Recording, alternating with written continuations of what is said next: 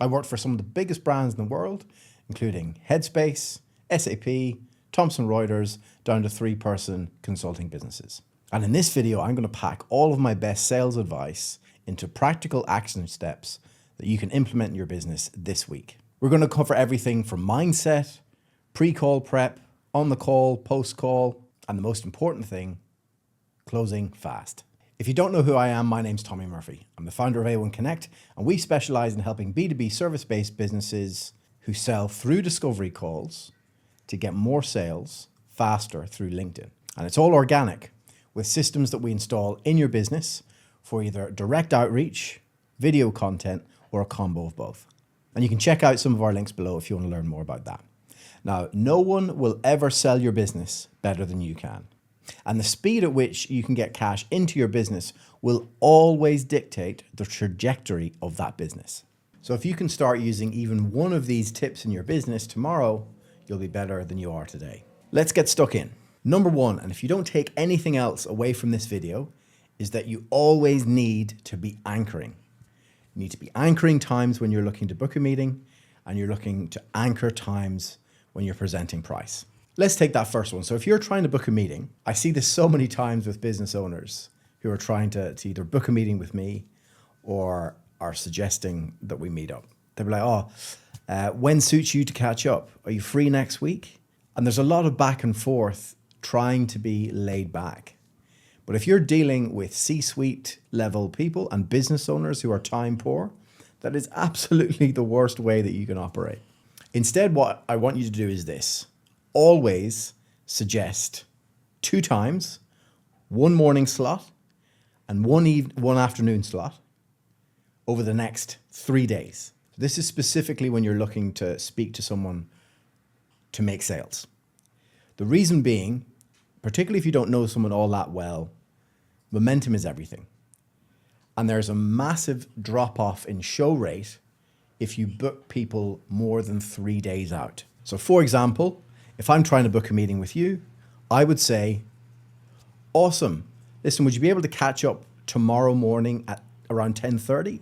Or alternatively, I can also do the day after at around 4:30 p.m. Which one works for you? That way you've anchored them to 2 times and they can pick from either one. So if they're a morning person, they might go for the afternoon slot and vice versa. And most people, unless they're some sort of psychopath, if they can't make either date, they'll suggest to you a date that works for them. And here's another one. Do not ever send a Calendly booking link to a prospect that you are trying to sell to. Let me say that again because it's really important.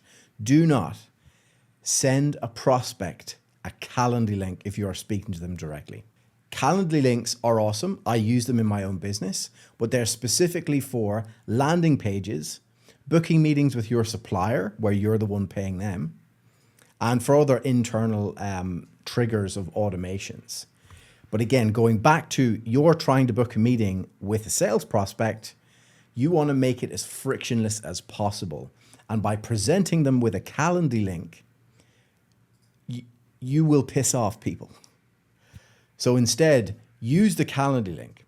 Use the systems around a Calendly link that allows to fire automations. But rather than having them all of these times that they then have to pick, just pick 2 of the times that you know are available and present it to them. So if you need to schedule a second meeting, always make sure, where possible, that it's around a week from that first initial meeting. Reason being, similar to the first reason, that if you're booking it much further out, you're going to have a decline in show rate. And the final part on anchoring is when you go to present price, it's really important to anchor as well. So again, going back to, I work a lot, particularly with marketing agencies and those types of businesses where there may not be a set package that they have, rather than they have to do a discovery or a need find. So the conversations go a lot like this. The client goes, so what do you charge? And then the seller goes, well, I don't know, it really depends. What sort of budget do you have? And there's this back and forth where neither party really wants to say the number. But in sales, the person who says the number first is the person who wins, because you are setting the frame.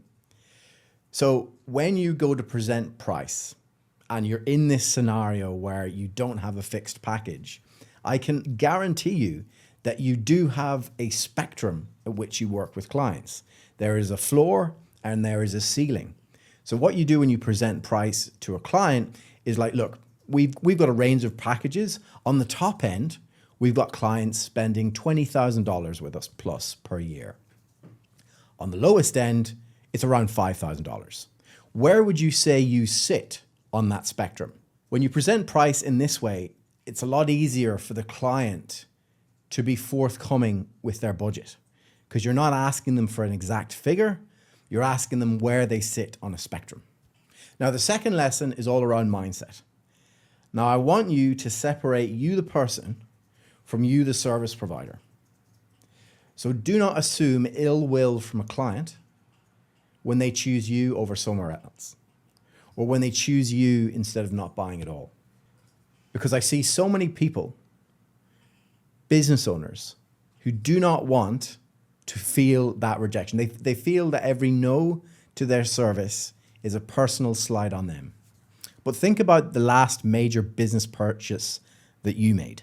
Number one, think about the last time you decided not to go a particular path paying for a particular service. Is it because you didn't like the person you were speaking to, or is it because you just think it didn't fit your need at that time? I would wager most people watching this, it's the latter rather than the former. And again, going back to a time where you chose a competitor over someone else. Now, is it that you didn't like that other person, or is it that you thought that the person that you did go for will get you a better result?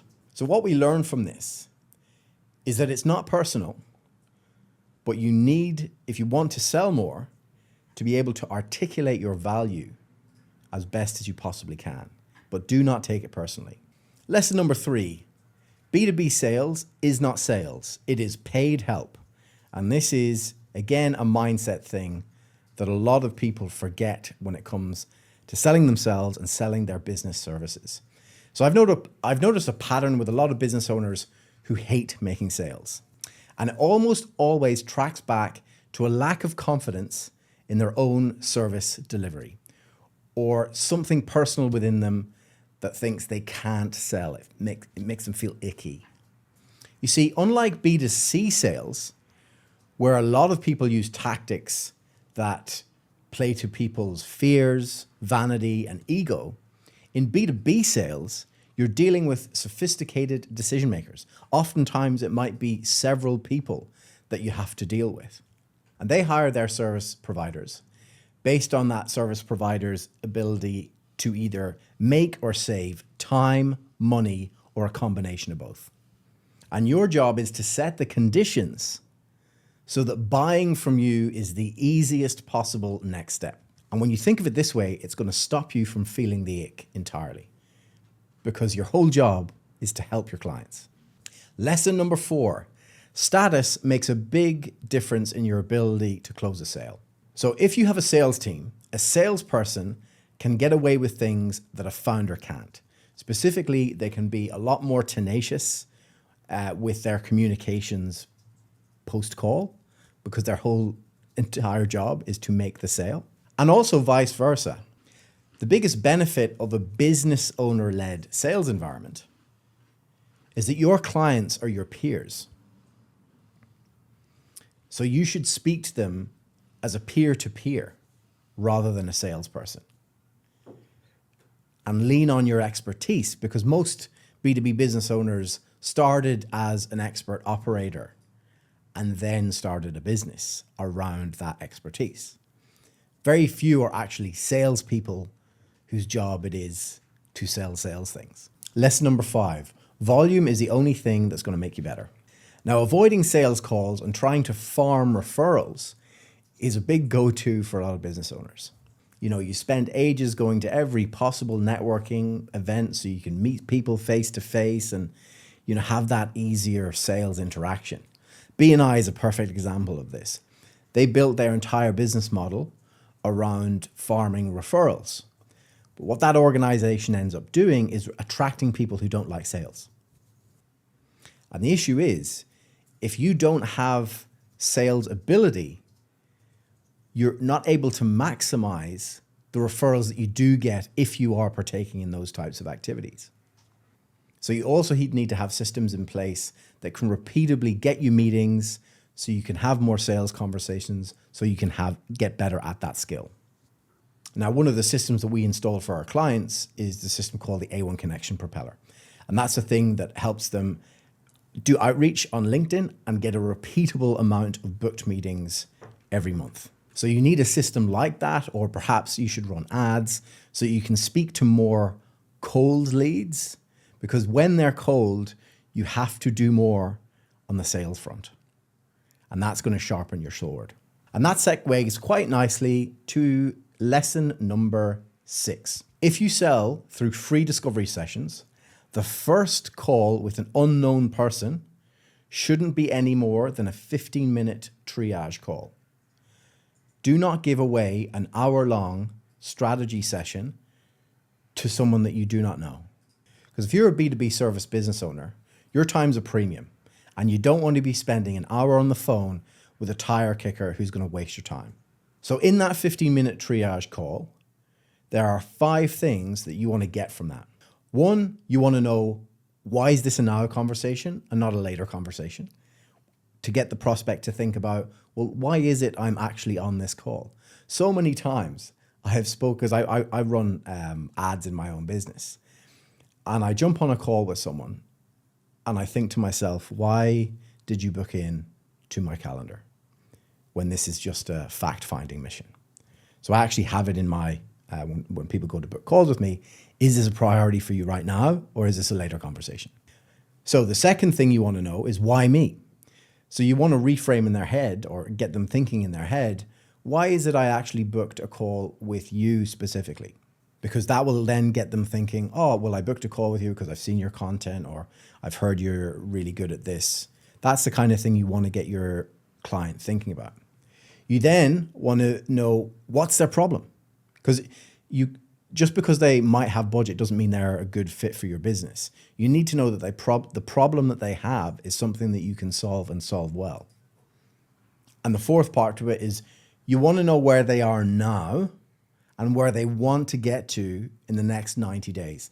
90 days is a nice frame of time where, even if they're not a big picture thinker, they can think, well, in 3 months, I would like to be in this position. Because that's the thing they pay for. They pay for someone to get them from point A to point B. And then the last thing you want to know, what is broken, and knowing what their pain is right now is going to be the thing that makes them think, yes, I actually do need to solve this now rather than down the track. Now, eventually what you can start doing is you can hire someone as a setter to take these 15-minute triage calls to free up your time, so you can just spend 80 to 90% of your time talking to clients who are going to be buyers. And the headspace freedom you get when you start doing that is unbelievable. Now, the other thing you can do is start charging $500 or around that mark for a true 1-hour strategy call, because that shows that you value your time. And it also means that people who book in with you are serious about solving their problem now, because who's going to pay $500 to just find out the price of something? Now, obviously, you will have to have set deliverables, and there will need to be some sort of tangible outcome from that call. But it's a way to save your time speaking to the time wasters and the, oh, I need to think about it people, because they're broke. And then finally, what you also need to do is, when you are getting these free discovery sessions booked in through a cold source, you want to make sure that the booking form has questions in there that will exclude or turn off people who aren't your ideal client. Number 7, if someone books a call with you and doesn't hear from you from the time of their booking to the time of the call itself, congratulations, you have just extended your sales cycle and reduced your conversion likelihood. The reason being that when people decide to jump on a discovery session, they want information. So you need to make sure you have a system set up in place that will educate people before they get to the call, so that most of the job is done in that first call. Get your ego out of the way and realize that it is your duty to give the person you're speaking to every reason to say yes. So in my business, what I do is I have a 6 email sequence. And bear in mind, there's a 72-hour window that people can book with me, right? So the soonest that they can book with me is at 24 hours notice. So I know that I have at least 24 hours to get those 6 emails out.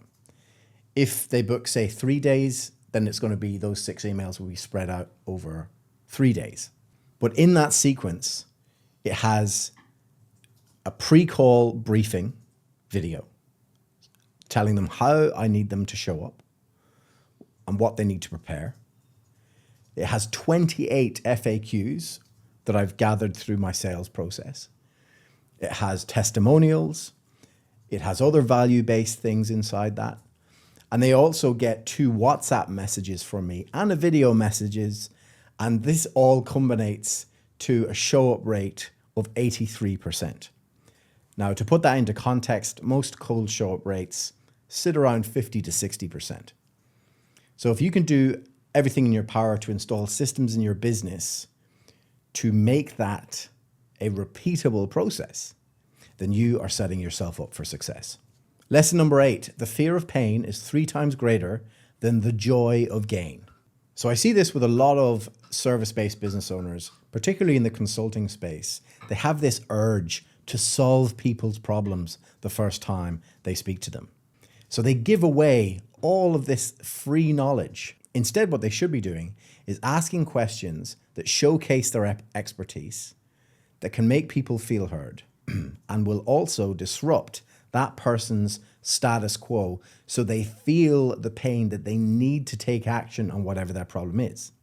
If you spend your discovery session solving all of their problems, what's the motivator for them to actually pay you to solve the problem? So it's really important to remember that the sale happens once people realize that the cost of inaction exceeds the cost of paying you to take action. Really important. Lesson number 9, control the frame. You are part doctor, part therapist, and part mechanic. Think of yourself like a combo of those 3. Now, no one in real life goes to either of those 3 professions asking for a remedy without a diagnostic. So if you're getting quizzed with question after question from your prospect, you've fucked, because they now control how the conversation is going. Now, what I say in those instances where I'm getting quizzed like that is I just bring them back to the course at hand and say, look, I'm just conscious of both our time here, whatever their name is. Do you mind if I ask you a couple of quick questions to see if we might be a fit before going down that rabbit hole? That brings them back to the fact that, hey, we're on a call here to see if we can work together. I'm not trying to sell you anything at this point. I need to know that I can solve the problem that you have. So use that phrase to bring people back into where you need them to be. Lesson number 10, if you think they might be a nightmare to work with, walk away, no matter what their budget is. It reminds me of, I used to work in media sales, and I just joined to head up a publication. And I was put in a scenario where one of the biggest clients on the book, so he was spending over $100,000 per year, it came up to his renewal time. Now, this client, for context, was a misogynist pig who talked down to the female members of the team throughout that whole year prior. He was someone who wanted everything for nothing. So when I looked at how much inventory he had, although he was paying $120,000, the previous guy had sold $350,000 worth of inventory just to get that nominal figure to make it sound, oh yeah, I did a $100,000 deal. Now, I was new to the company, but I was not new to media sales. And I knew that this was a terrible, terrible client who was not value aligned. So I said, look, this is the price. And he got a lot less than he got from the previous guy. And he tried the negotiation tactic of, oh, well, this is ridiculous. The last guy did it for this. And I said, no problem. Well, I don't think this is a fit for you this year then. And I said no to a $100,000 deal. And let me tell you, it was quite a sticky situation there for a month or two with my boss, because that's quite a significant part of the revenue. But I said, look, if we take this person's money, they're going to monopolize our time. They're going to monopolize our inventory. And they're a dick. I would rather give that inventory to better clients who'll tell people and then bring us more business. And lo and behold, 1 year later, we had the best record of the year. We hit over $1 million for the first time ever. Prior to me getting there, it was sitting around the 750K mark. So what I'm trying to get to with this is, if they do not align with you, do not take their money. Do not waste any more time speaking to them, because it's just a recipe for disaster. Because when I went into my own business, I ended up doing those deals because I needed money. I needed to get case studies, and it never works. Whenever my gut told me I shouldn't work with this person and I worked with them, it never worked out. So that's my biggest lesson to you. Is if they're a nightmare, you think they're going to be a nightmare, walk away. Lesson number 11, the goal should always be collecting cash either on the call or within 30 days of the first call. And it should feel like the logical next step if you've done your job right. And if you feel like they aren't ready to close right there and then, don't push for the sale. That's one surefire way to lose the sale. Instead, what you want to do is advance the relationship and do what I call BAM FAM. Book a meeting from a meeting. So when you have them on the call and they say, look, it's probably going to be at least another month. And let's say you go back and you do your objection handling there. So, and you realize, right, it actually is like logistically, there is no way that they can have this decision before 1 month. What you want to do is like, look, do you want to put in a quick placeholder for a month's time so I can check back in? And look, if you can't make it for whatever reason, would you mind just extending me the courtesy of give me a text and saying, look, I can't make it, so I can free that spot up for someone else. Does that sound good? You say that to them most times, unless they're particularly closed off, they'll say, yeah, sure, I'll put a placeholder in. Because a placeholder feels like, it's nothing. But again, going back to the anchoring point, it gives you a reason to speak to that person again. Lesson number 12, get the fans in the room. And I don't mean waving the pom-pom fans. I mean the people who control the finances, have the authority to make the decision, and have the need for the problem that you solve. So every B2B decision is made up of those 3 people. Now, in smaller businesses, the fans could be one person. It's the business owner. They literally are the operator. They run the finances, and they actually need the problem that you solve. But in larger organization, your fan might actually be 3 or more different people. So you need to ascertain early on in the sales process, look, is there anyone else who you need to consult with here to make this decision? So if they say things like, oh, I've got a business partner, a silent partner, get those people involved as early as you possibly can in the conversation. Because, and this is literally, it happened to me last week. A guy booked in a call with me. He met me in an event, and he said he had a silent partner. So, look, he's a silent partner. It's more or less a sign off. I like working with you. It's more or less a done deal. But what happened was, in between times, that silent partner was like, look, I've worked with these all that. So I lost the deal to an alternative provider who basically were more involved on we're very much we empower a business to do it themselves. This other alternative solution was, we'll do it for you. We'll just book the meetings in your calendar. And it's an ongoing retainer that you have to pay these people. Now, the lesson here is, and I made that mistake knowing what I should have done, bring those people in as early as possible. Because particularly in larger organizations, if they have to go to a board meeting, you want as many literal fans in the room as possible to be able to speak for you when you can't be there. Lesson number 13, watch the game tape. So I'd highly recommend that you get a tool like Fathom, which is a meeting recorder specifically for sales. It allows you to go through each sales call, either when you lose it or when you win it, and be able to really analyze, right, why is it that I won that? Or why is it why I lost in that call? So you can go back and you look at how you framed the start of the call, how you did the need find, how you preempted their objections throughout, how you presented price, how you asked for the close. And if you lose a deal, like the one I just mentioned there, I had a really good rapport with him. So I was able to get a lot of information as to why I lost that deal. So it's really important to, even if someone rejects you, try and get the feedback as to, look, why is it you're not going forward with this? Why is it you're going forward with the alternative solution? Because all of this is feedback that's going to allow you to improve your product. Lesson number 14, this is a big one, right? If you say or use the words follow-up to a prospect, you have fucked it. Why? Because the only people who use the word follow-up are salespeople, colleagues whose deadline you've missed, and doctors when you're sick. So that word, that phrase follow-up, automatically instills dread in most people. So instead, what I want you to think about is, what is the next communication I'm going to make with this person? Am I booking another meeting with them? Am I going to be able to send them some resources? Can I send them a photograph from an event? Can I send them something based on our conversation that they might enjoy? Can I comment on their content on LinkedIn?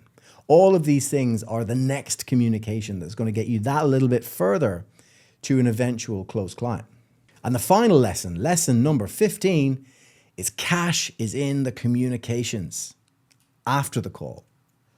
So you've often heard the phrase, fortune is in the follow-up. I want you to completely get rid of the word follow-up from your vocabulary entirely. So I've come up with this idea that cash is in the communication. Now there's two approaches that you can take when you run a business and you want to get revenue in. You can either become so oversubscribed with leads that you don't actually need to chase anyone. That's actually a really good position to be in because it helps you elevate your brand, that, we're not someone who chases after business, business comes to us. And it's the position that everyone wants to be in. But the reality is the only businesses that can do that are the ones that are pumping out shitloads of content that is doing the selling for them. Or they're pumping out loads of ads that are doing the sale for them. Now, the chances are, if you're a B2B service business owner and you're watching this, you're not doing enough content. You probably don't have enough spend in your budgets. Otherwise, you wouldn't need to see how to close, right? Now, the other option is you actually don't need that many leads. You just need to be better converting the ones that you do get. And that's where the very boring systemizing things comes into play. And that's what we help businesses with. So we actually go to the effort of installing these systems in your business so you don't need to be reliant on agencies or outsiders to do this kind of work for you. And you can check out the links below if you want to learn more about that. YouTube reckons you should watch this video next. I'll see you there. Bye.